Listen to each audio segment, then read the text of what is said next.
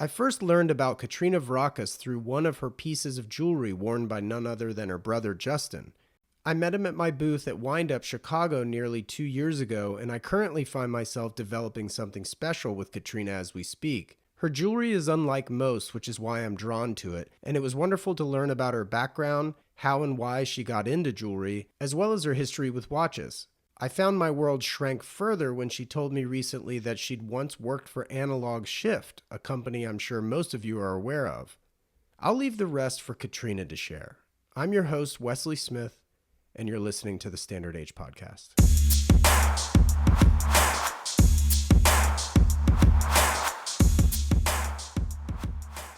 Okay, well, first of all, Katrina, welcome to the Standard Age Podcast.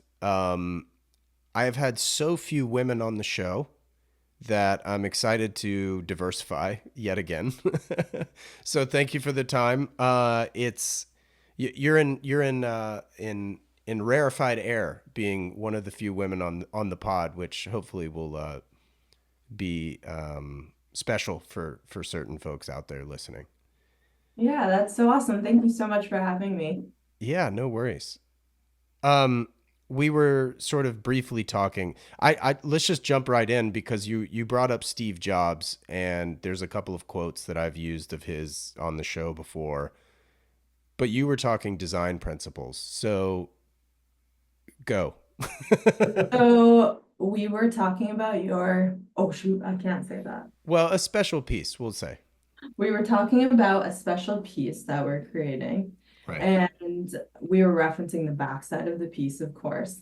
And I'm reading Steve Jobs' book right now, and one of the things he learned from his father was big into cars and mechanics and etc., was that you should always finish every aspect of the piece. So, Mm-hmm. like, if you look at, for instance, like a cabinet, like you may make the front of it look beautiful, but even though you're not going to see the inside as much, you should still finish that to look perfect as well. So, Right. like, I've applied this now to my jewelry. So most people might make, like for a pendant, for instance, most people might make the front look perfect and beautiful, but they're not going to give as much effort to the back. They'll Mm. just let a simple finish, be done, give it to the client. For me, I want every aspect of the piece to be like something interesting, something stand out, something to be like finished perfectly, like every detail. So it's one of the things I really connected with, like when reading his book, and found that super interesting. I think there's very much a parallel to the watch industry as a result as well. Just like finishing the movements, even though it might have a solid case back and you'll never see it, but the watchmaker will. Which there's a lot of parallels I feel like in your jewelry with watches in general. So we'll get more into that. Um, you were raised in Wisconsin. I was raised in Wisconsin, yes, born and raised there. What was your first job ever? So my first job ever was in retail sales in a mall, a suburban mall in Wisconsin, and I sold shoes. You're speaking my language already, so let's go. It was called Aldo shoes. I don't know. Oh yeah, for sure. Yeah.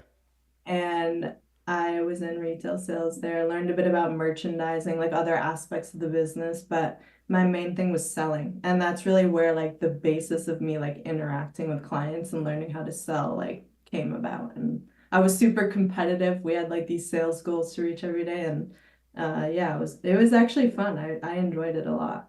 Wait, so where did your like competitive spirit come from? Did you play sports as a kid? I I was a dancer and a gymnast. Oh wow. Gymnastics was competitive, I guess, when you perform and win the medals and stuff. So Sure. yeah, I guess maybe it stems from that, from in my childhood. Interesting. Yeah. So after Aldo, did you like work in like a higher level of shoe, or like did you ever expand upon your retail experience, or where did you go after that? Um, so after that, after Aldo, I went into college. And so during college, I was actually modeling part-time. So I was signed to a modeling agency, Wilhelmina. So I had like that aspect of the business, the photo shoots, etc., the marketing aspect. And then I was also working at American Apparel. I don't know if you're familiar. You're out in Very. California, so very familiar Yes. with that. So I worked at a store in Wisconsin, but I grew with them and started to do their visual merchandising. So I did like their store setups and displays. And from there, they would send me around the country and I would work on all different stores. So I'd go to New York, I would go to, everywhere in the Midwest, Minnesota, I would go Cool. sometimes to the West Coast. So the retail did start to like translate, but then it grew from there. So yeah, I went into American Apparel. And then from there, I kind of grew out of the business from there and I wanted something newer and fresher. So there was a company that was just coming about, based out of Vancouver, Canada. It was called Kitten Ace. And they had a location in Wisconsin that they were just opening. And for Hmm. me, it's like an opportunity to start with a brand new company and help grow it, which was really like my passion. Yeah.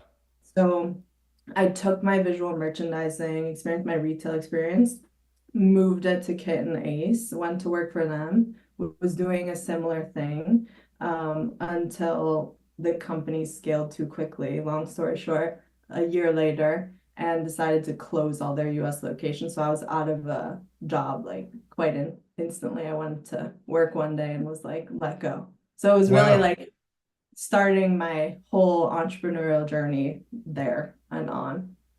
Oh, interesting. As I recall, Kitten Ace, were they known for like a cashmere t-shirt or something like that? Exactly. Yeah. They Yeah. had developed a washable cashmere. Right.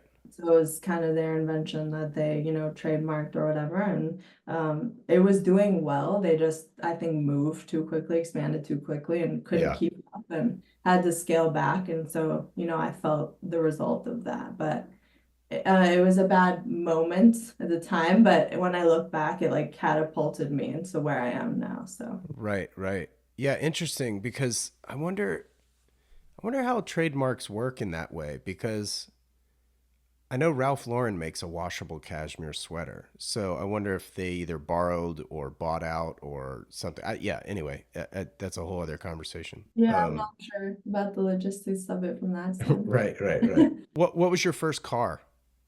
My first car was actually an Infiniti G35. Oh, sick.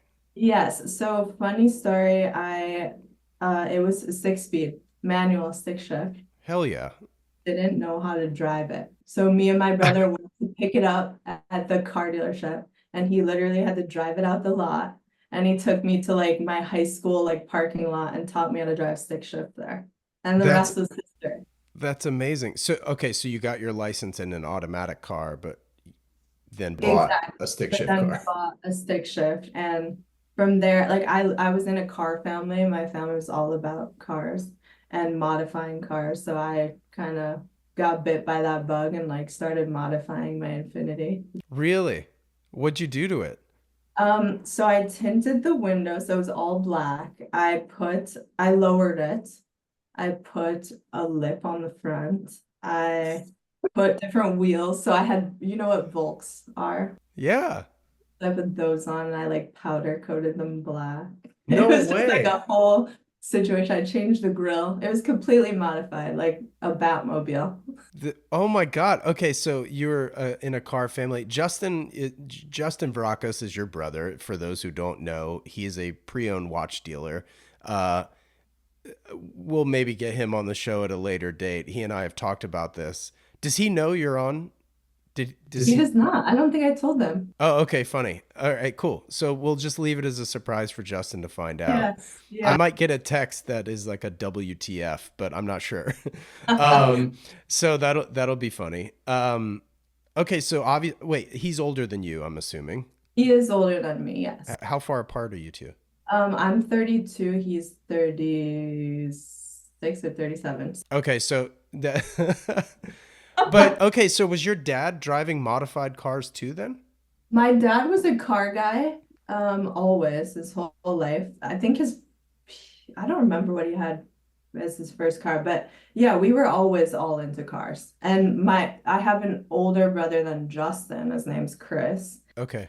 He was big into this too. So he had like a Honda SI, an Acura, all of these cars that were modified. Okay, so Chris is probably more my age, and then okay. What do you remember your dad driving most when you were a kid? Well, I mean, by that time he was a family man. He had three kids, so it wasn't anything like interesting. We just had our Okay, family SUVs and stuff. But like in his younger years, I know he had cooler like sports cars. sick. Yeah. Oh, that's cool. So you drove the Batmobile and to the likes of American Apparel and things like that. Where did you go to undergrad? Did you go to UW? No, I actually went to my first semester was in Columbia in Chicago. It's an art school. Okay, I didn't love living in Chicago. I wanted to either live in like, I wanted to go to a bigger city. Like Chicago, I felt like was a taste of New York, but it wasn't it. So I right. wasn't satisfied. So I went back to Wisconsin and I completed my degree at a small art college there called Mount Mary University. So what was your degree in? It's fashion merchandising and business. Okay, cool. Nice. Yeah. Um, first concert. My first concert was probably, it might have been In Sync. I'm not gonna lie. Well, I mean, that's yeah, you were ripe at that age for NSYNC, I imagine. I loved that pop stuff like In Sync, Christina Aguilera, Britney Spears. That was what it was for me. Amazing.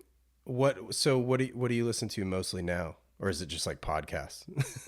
I do love podcasts. Every morning I listen to a podcast while I'm getting ready, but I love like deep house music. I love like classical. There's a moment for that too. Yeah. In general, yeah, I think like those are the two genres that I stick to. So classical. Are you into jazz at all? I love jazz. Yeah. Jazz is such like a dinner cooking music to me. True. Yeah. Like I like classical, but I feel like if you're cooking, it's got to be jazz. Yeah. Yeah, Interesting. that was fun. Yeah. So you listen to a podcast every morning. Is it the same podcast every morning, or do you change it up? I change it up. I have a list of people I follow. Right now I'm into Ryan Holiday. Yeah. You've heard of him. So Oh he's big yeah. in Stoic philosophy. Exactly. And I love he puts out these like tiny snippets, so they're like 10 minutes, 20 minutes long. So I listen to those in the morning and he just touches on like the principles of like stoicism and I don't know, I think it helps me get my mind right and set for the day and it gets me in like a positive mood. So Yeah, totally. Does that sort of serve as a meditation of sorts, or do you meditate in addition to that? it does serve as a meditation for Yeah, sure. I do meditate from time to time. It's one of the things I could be more consistent at. sure. But the podcast is my thing for sure. Yeah, I love soaking in the knowledge and hearing different perspectives. And yeah, You're based in New York City. How long have you been there? I have been here since 2018. I briefly moved out during the pandemic for a year, but I was eager to come back, so made my way back here and been here since. Where in the city are you? I live in the financial district downtown, right Cool. near the stock exchange. My office is in the Diamond District. Okay, so you're going uptown. Okay, cool. Yeah. What's your go-to restaurant on a Friday? Um, my go-to restaurant. Like if I were to come into town and you're like, "Oh, you have to eat here." What's your spot? Hmm. I go to this sushi spot all the time called Blue Ribbon in the Oh, yeah, totally. yeah. So I'm obsessed with omakase and sushi. So I would say that's like a good go-to like casual. Yeah.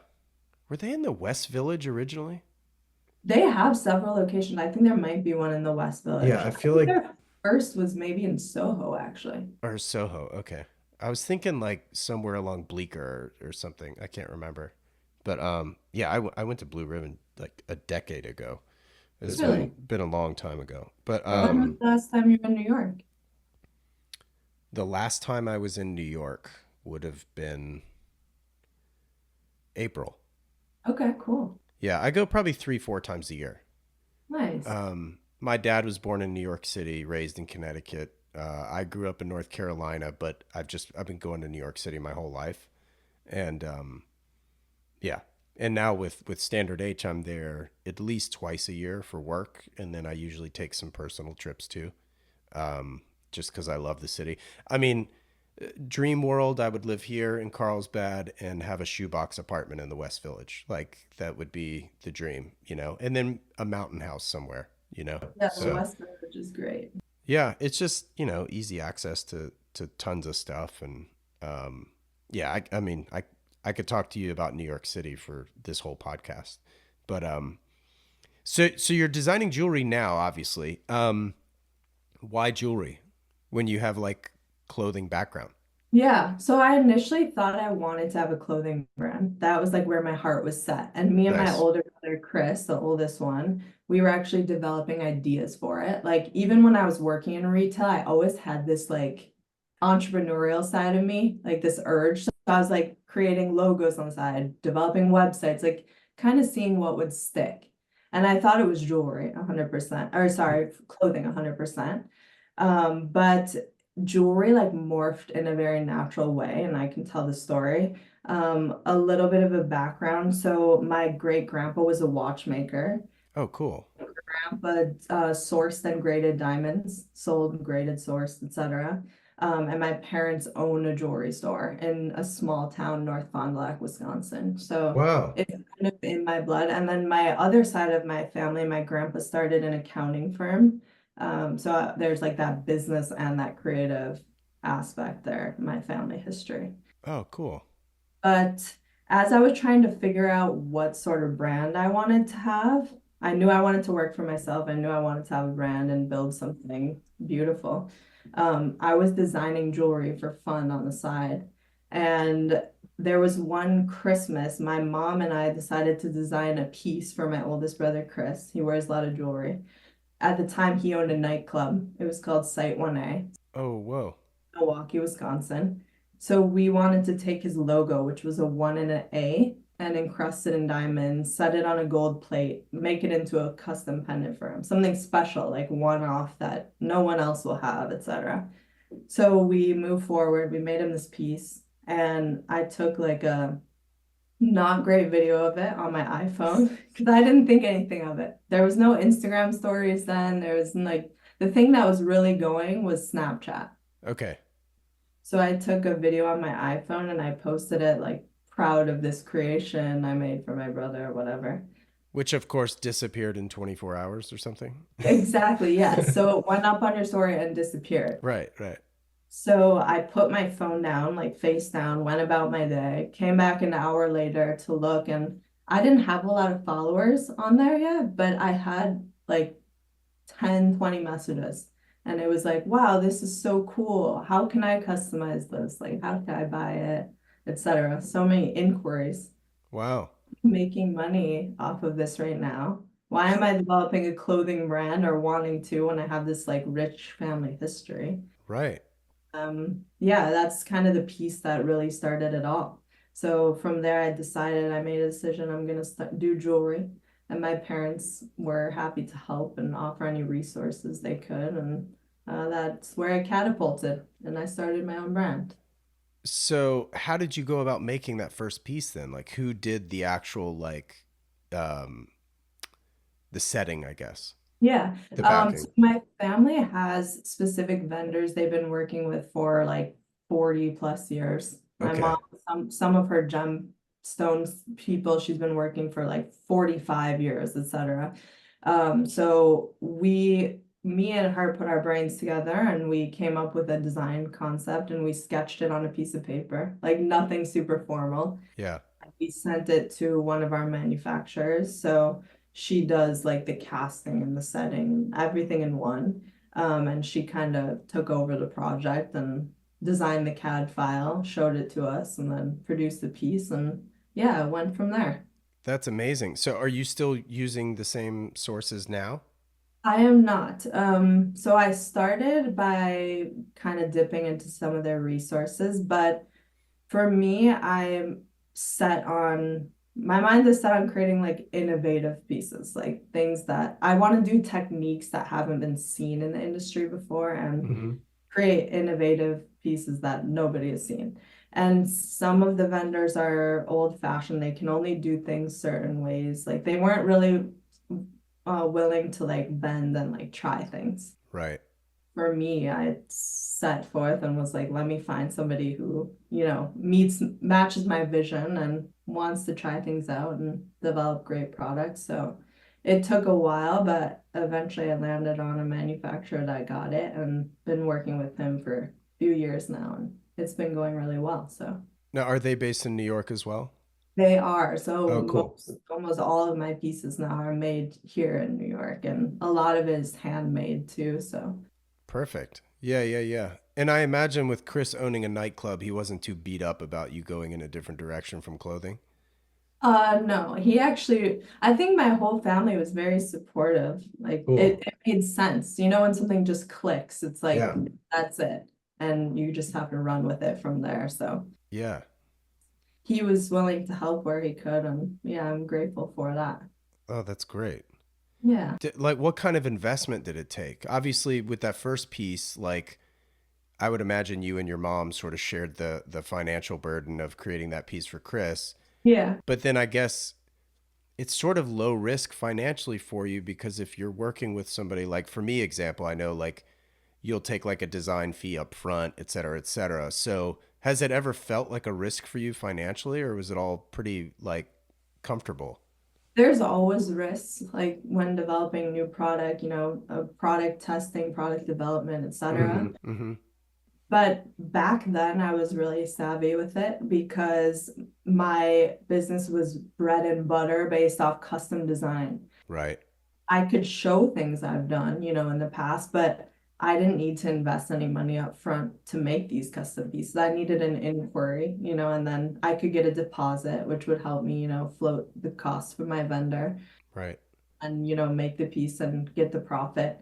Um, I had some pieces click and buy on my website that were available, Mm-hmm. but a lot of them were like pieces that I got from a vendor that I could customize in my way then. So with like a hand engraving, for instance, or I set diamonds somewhere. Sure. But it was that way was like really low risk for me because I didn't have to, pour a bunch of money into that in the beginning. Right. Right. Yeah.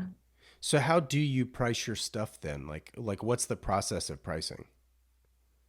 So it's different for every job. Like I can get a very wide range of jobs. So like for instance, I can have an engagement ring, right? Bread and butter, but then the next piece might be like a custom pendant that's someone's logo, like flip, you know. So they're very different. I have to price everything differently. But in general, how it works is I charge for a design. We do a 3D design rendering, like super realistic that the client can view and approve before it goes into production. So I charge that design fee for our time, into developing and product testing and designing. And there's also like a wax fee included in that because every piece we produce, we have to make a wax first that gets cast into gold. So our machine has to cut that, our CNC machine. And there's like a tooling fee to set up the machine. So that's all included in one. And then from there, we go on to the actual production of the piece. So I charge one fee for that. And usually the client puts a deposit down before we start and then final payment when the piece is done before it's delivered. So that's usually how it works. So with regard to the wax, is this kind of under the umbrella of lost wax tradition of jewelry making? Because that's how I make the pendants on the sides of my watch boxes. Yeah, Uh, CNC machine. So okay. it cuts out of a wax block. Got it. Okay. Yeah. And Right. then that wax is cast into whatever metal, platinum, 18 karat rose, 18 karat yellow, 18 karat white. And then we move from there into the rest of the manufacturing process. But again, everything is different. Like engagement rings, for instance, a lot of it is handmade here in New York. So it's hand forged from like gold wire. Like we're Wow. creating a hand, which is almost like a lost art in jewelry now. A lot of Wow. people will just cast something, a one piece cast, but our artisans have their hands on everything. It's made with love, etc. So, What's the most expensive piece you've ever made? um, it was an engagement ring that I actually flew to Chicago to hand deliver. Oh, I bet. in the six-figure mark, Sick. but it was a beautiful, super beautiful emerald cut engagement ring and Solitaire? yep, solitaire. Okay, so how is the setting unique then? Because obviously you're going to work your magic. Yeah, actually there at that point, this was when was this? 20, I think it was 2021. Um, Emerald Cut's my favorite. That's what I bought my wife. it's gorgeous. I love an emerald cut. Emerald cut and round are my two favorite, Yeah. super classic. Um, at the time it was sort of a rush job, I'm not gonna lie. Okay. The guy had a date set, he wanted to propose, and we pushed the limits to like get it done for him. We spent most of our time finding the perfect diamond because it had to be with an emerald cut, you have to have a high clarity in color because you Yeah. could see every inclusion in a stone like that Right. with it that big. So we spent a majority of the time picking the perfect stone. And it was a VVS, I think one, I believe, Right. beautiful clarity. And we basically like whipped the mounting together for him. It was great quality, but I didn't really have time to put any creative spin on it then. So it was just a very classically done piece. Sure. If I were to rewind, I would definitely do something more interesting. Okay. For instance, maybe I would, if you flip the ring over, maybe I would set a small stone like in the inside under the head or something to make it, more Oh wow. unique. Yeah. Like the wearer would only know it's there, but it's like a branded, unique piece then. Okay, so with diamonds, obviously they have facets, and with these facets, they reflect light and give it its fire, as you well know. It would be interesting now that you mention it to have like an emerald cut, which has fewer facets. Obviously, Mhm. the lines have to be super straight, clear, like you said, to put like a small round cut underneath so that would be nuts. Have you done that already before? Yeah, we've done it before. I would love to see video of that because like that would make that like fire so different than ordinary, emerald cut would do. And it's just more about like the luxury details, right? So Mm-hmm. someone might not know that's in there if you're looking at the ring from top view, but the wearer does. And it's something special. Maybe the woman's favorite color is pink, for instance. So we Sure. put a small pink diamond underneath. Like, or maybe I Wow. just did an engagement ring set where I did the center stone was a bluish green sapphire. So super unique. So in the men's band, we set a little blue-green sapphire inside his band to kind of tie them together. That sounds so sick. Details like that really make it special. Yeah. Wow. Okay. So even though my audience is 98% men, they could come to you if they're single and are thinking of popping the question. That's for sure. Um, 100%. what percentage of your business is custom versus, because you do still have some pieces on your website.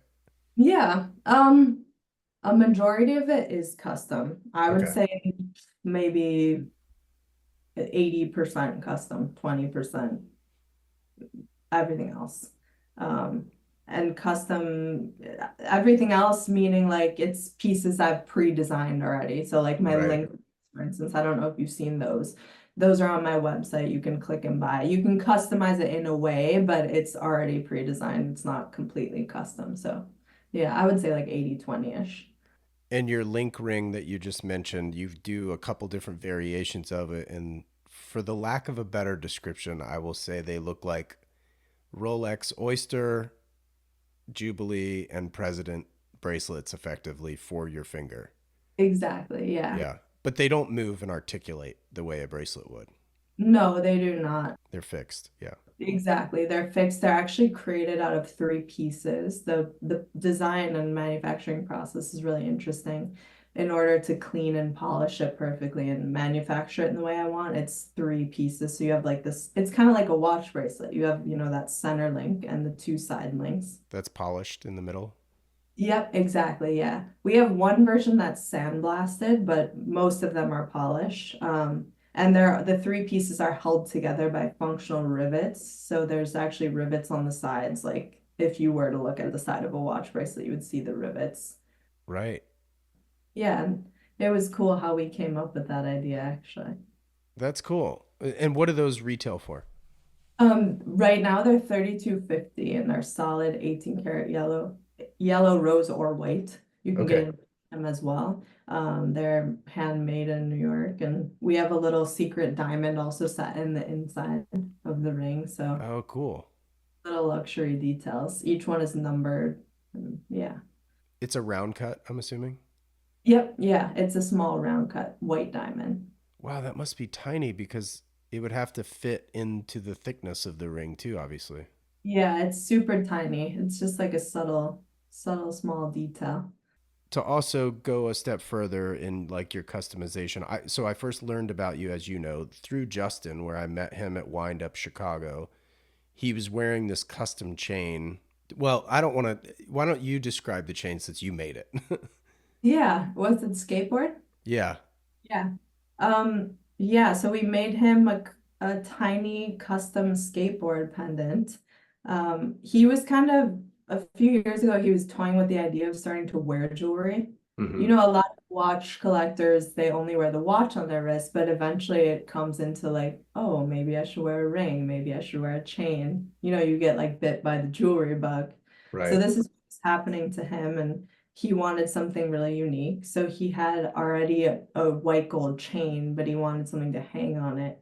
And him being a watch dealer by day, but also skateboarder, I'm like, oh, it Right. only makes sense, you know, to make a mini skateboard. I hadn't seen it in the jewelry industry done before. So we did a white gold skateboard with his brand's logo underneath. And we actually sandblasted the top of the board to look like grip tape. So it was like really rough. Right. We set diamonds where like the bolts would be basically. And then when you flip the board over, there's his logo and the trucks. And the trucks we did in a different finish also. So it kind of is a little bit of contrast. And we Right. actually set diamonds in the sides of the wheels too. So little details, yeah. And they actually do the wheels move, right? They do not move. Oh, I was thinking they rotated for some reason. Someone told me it reminded them of a little tech deck. I'm like, that's a good comparison Yeah. to old tech deck. Yeah. Well, what's crazy, so his brand is called Watch Steez, right? Watch these, yep. Which so there's a WS that for all intents and purposes serves as his board graphic on the Yeah. bottom. But that's my initials and that's why it caught my attention so fast when I first met him. I was like, "What's up with you having my initials around your neck?" And he's like, "What are you talking about?" And then we met each other and Yeah. yeah, yeah, That's hilarious. it was cool. I was like, "Man, maybe I need to get my hands on one of these cuz it's just so cool." But I don't skate. So, I mean, Yeah.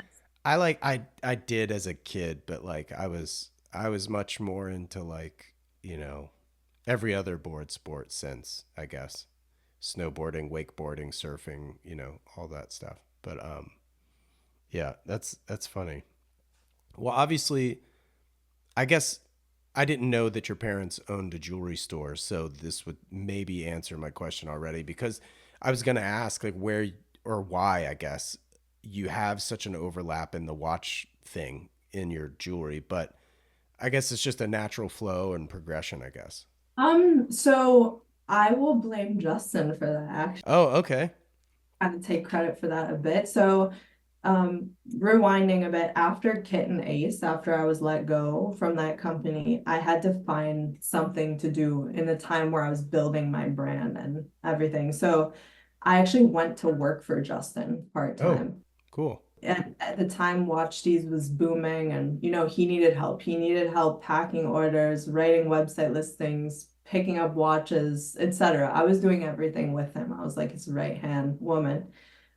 So he would get watches in, I would evaluate, write the listings, and you know, over time you start to get intrigued, like when you're seeing these things. And um I really got like bit by the watch bug then, and like started, you know, collecting my own pieces and finding my niche in collecting. And yeah, that's really how it came about. And then fast forward, while I was working for him, I launched my brand and I eventually moved to New York, and that's when I kind of stopped working with him.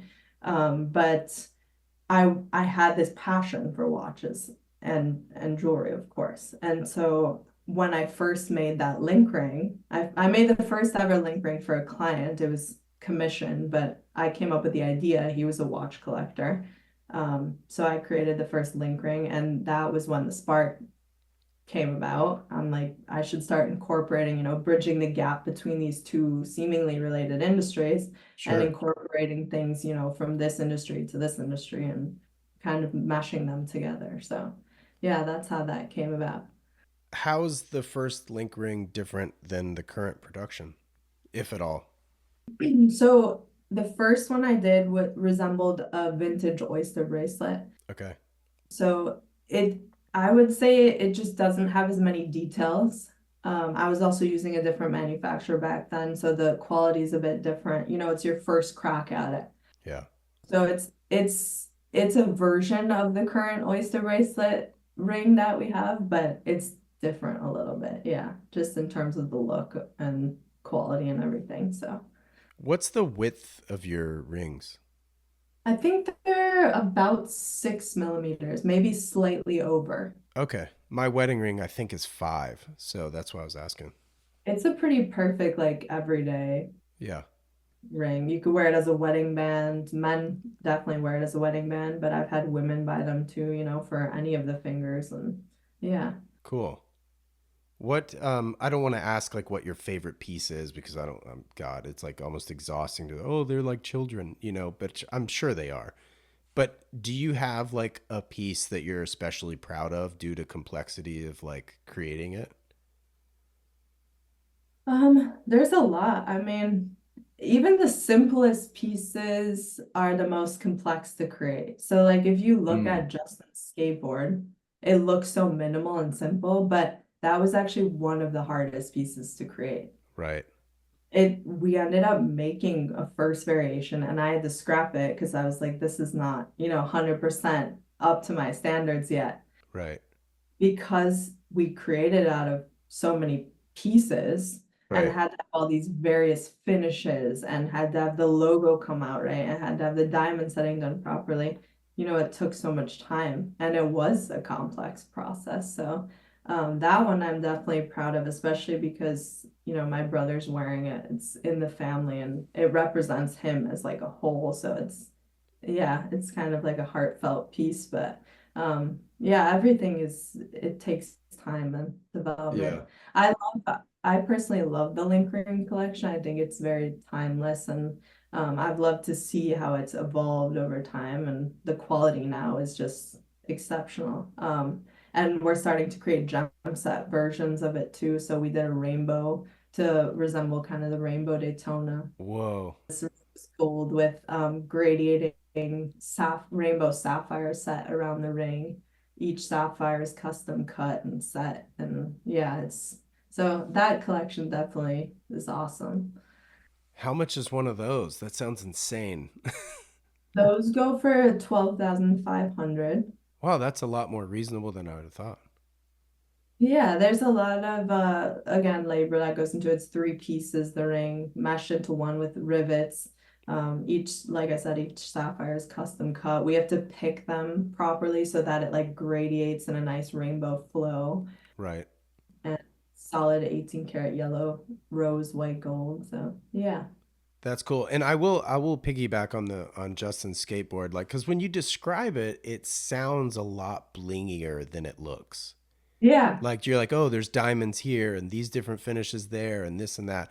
I will tell you, listener, it's so clean and it looks so good. And I mean, obviously it like stuck out, but like it wasn't like in your face. Like I think even Justin was kind of surprised that I noticed it, I think. Yeah. Um, Austin, you know him. He's a very minimal, like reserved guy, yeah. so we couldn't do anything too crazy. I remember him being so picky about the size of it because he Right. didn't want it to be in your face. So it Right. is a smaller piece, and we had to be, very cognizant of where we set the diamonds and how many, and just to create like a luxury piece, but not have it be too over the top for him. That's like, match the personality. So Yeah. Well, I just assumed your parents' store carried watches. Are they strictly jewelry or are they a watch dealer as well? they have watches, but I believe they're an authorized Seiko dealer. Oh, cool. Just Seikos. Nice. Nothing other than that. Right, right.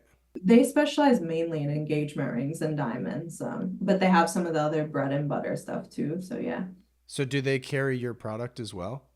they do not. I didn't know they should. Maybe I should put it in there. I mean, they're cutting into your margin, but I'm just saying, like, that seems like a no-brainer. Yeah, we've discussed it before. I think I'll try it for sure. Yeah. It's the question always was like, do the target customer like line up target market? Right. Because I'm here in New York, I'm designing these unique things. Like, is it something that will sell there? But we definitely, yeah, I should try it. Yeah, totally. I mean, if for nothing else, I mean, first of all, jewelry is not going to take up a lot of real estate in their store. Like you could have one or two of your link rings in there, if for no other reason to get a conversation started about your brand. Yeah, for But sure. anyway, just my two pennies. Thank you for that. Yeah. What's the hardest part about running your business? I guess I'm doing everything. So I wear all the hats. Yeah. So, I could be designing something and coming up with an idea, and then the next hour I'm doing an accounting spreadsheet, taking out the garbage. I do everything. I wear all the hats. So at times it's extremely rewarding, but it can be overwhelming to juggle everything all at once and Yeah. keep up I with it. I feel you for sure. Um, do you run your store online on Shopify or are you on Squarespace or what are you on? Currently, I'm on Squarespace because I really appreciate their templates and the minimal, like, beautiful aspect of it, but I'm looking into migrating it over to Shopify. Yeah. I just feel like it might be a more, like, complex, I don't know, better hosting company, but yeah. So I did that. In fact, I went from Squarespace to Shopify. At this point, it's probably been 3 or 4 years. I think it was 4 years ago. Maybe I migrated. The migration was not as easy as they say it is, but I think I had more SKUs than you currently do, so that might have part to do with that.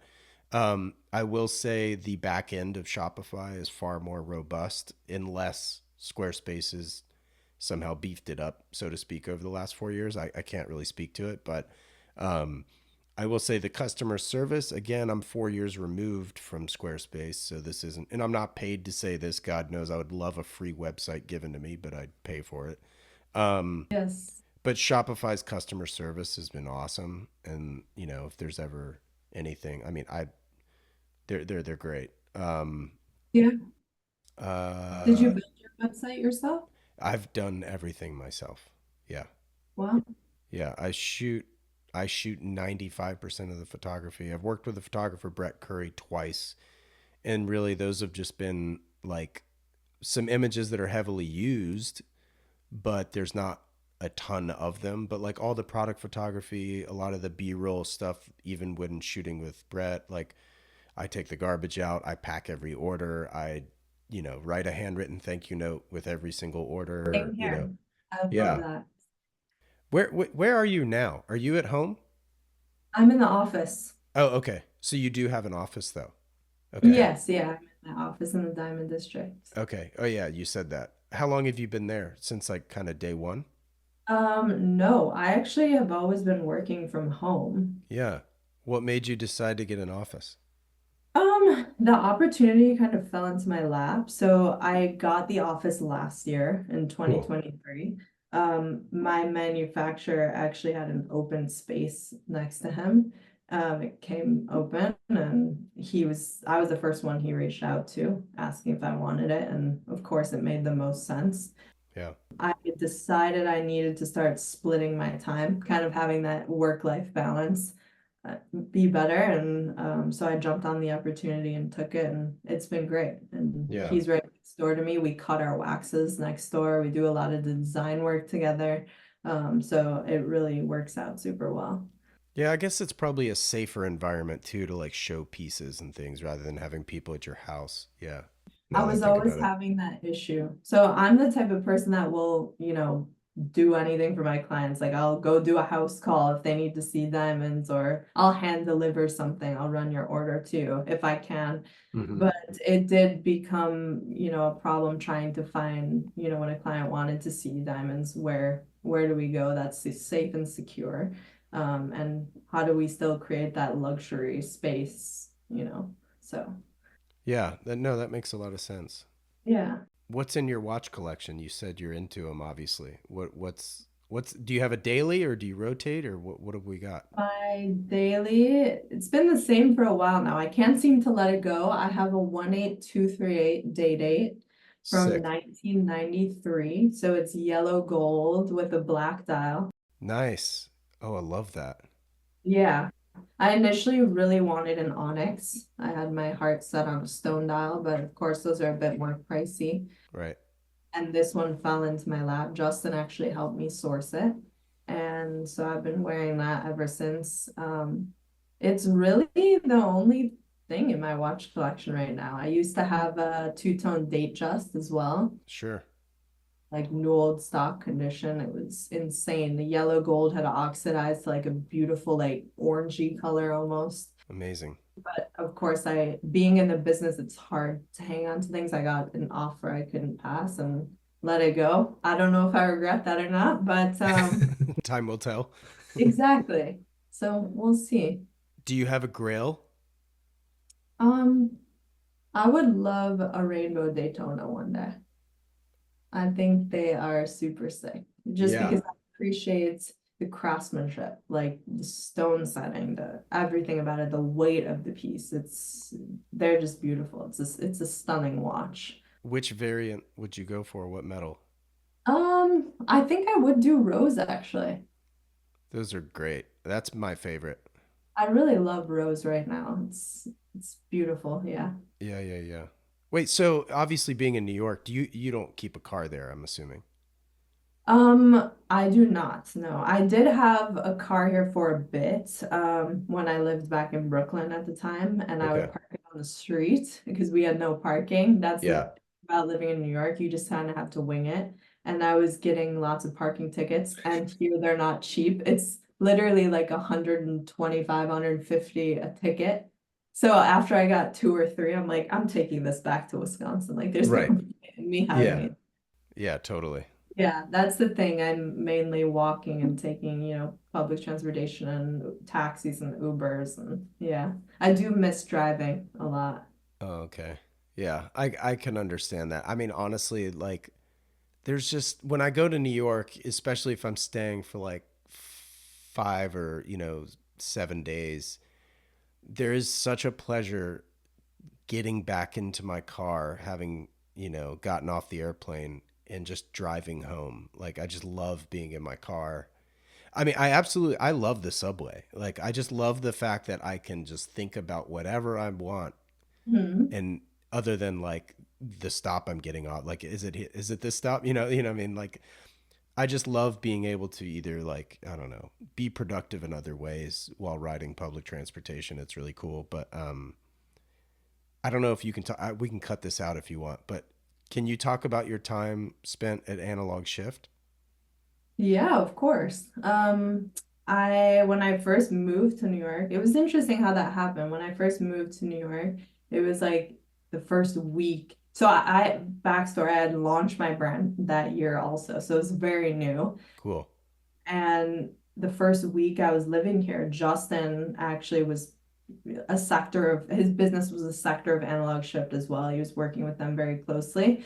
And Justin, knowing I'm into jewelry and watches, wanted to connect us because, of course, he wanted me to be introduced to as many people as possible as a newbie in New York. So Sure. he set up a meeting for me to meet with the team there. And I went there and sat with them at their office and chatted with them. And I remember talking to James, who's the founder. He's like, "Oh, you were working with Justin."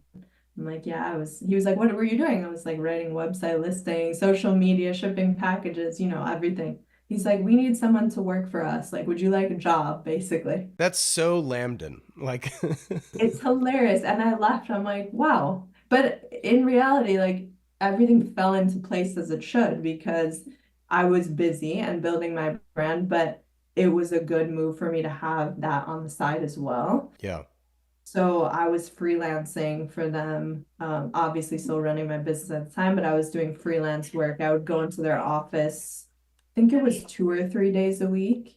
And I would do everything I was doing for Justin for them, which then morphed into me doing more marketing and social media. nice. But yeah, that's how it worked. And I'm still those staff there, like they're some of my best friends here in New York. Yeah, James and Jeff and everybody there. So it was a cool. blessing in disguise. Yeah. Oh, that's awesome. Yeah. All right, well, we'll sort of wrap this up. I've got some lightning round questions for you. Yeah. Uh-oh. Let's do it. Who would you call in a crisis? My mom. If you had one album to listen to for the rest of your life, what is it going to be? Mozart. I don't know. Okay, okay, interesting. What's a movie that if people watched it, they'd understand you more? Hmm. Maybe not from the negative aspect, but the Steve Jobs documentary, just because of his like passion and like drive that he has. Cool. Nice. Who did that documentary? I don't know that I've seen it. I don't remember who produced it. I watched it probably a year or two ago. I think it's Okay. on Netflix. Okay, cool. It's called Jobs, but it's really good. I don't think I've seen that one. Yeah, I don't remember. I'll have to look into it again. Um, what's the last thing you did for the very first time? It's the last thing I did for the very first time. Hmm. What's the last thing? Wow, you have tough rapid fire. Lobster roll? You just had a lobster roll for the first time? Yeah, Like, was it Connecticut style or Maine? Connecticut. Oh, was it in Connecticut? Yeah, it was. Where'd you go? Um, this past weekend in Kent, Connecticut, Okay. it was a small town. We decided to like venture up on the weekend and yeah.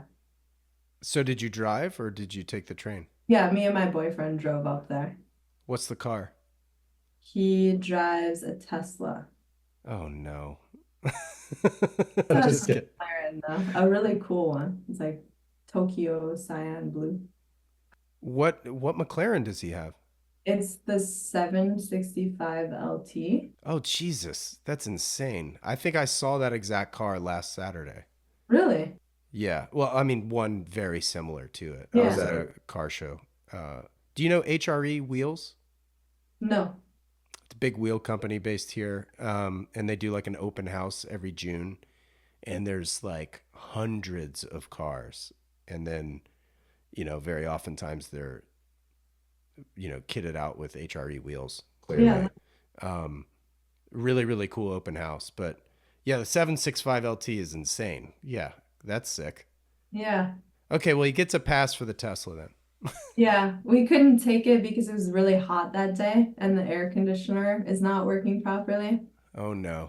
Those cars like so touchy. Yeah. Did not feel like sweating the whole way to Connecticut. So Right. yeah, You didn't want the Alcantara to soak up all the sweat. exactly. That's funny. Yeah. Well, Katrina, thanks so much for coming on the show. This was super fun. I'm glad we got to chat and get to know you a little bit more. I'll have to check out that Jobs documentary.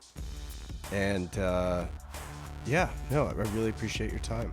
Yeah, thank you so much. It's always a pleasure chatting with you. Yeah, thanks. All right, we'll catch up soon. Okay, sounds good. Okay. This wraps up this episode of the Standard Age podcast. If you like what you heard, I'd love it if you'd share it with a friend or two. And if you have a moment, please rate and review the show as it helps others discover these episodes. It absolutely helps far more than you realize. Shout out to Jensen Reed and Super Beautiful for the theme track. Thank you so much for listening, and I'll catch you in the next one. Take care.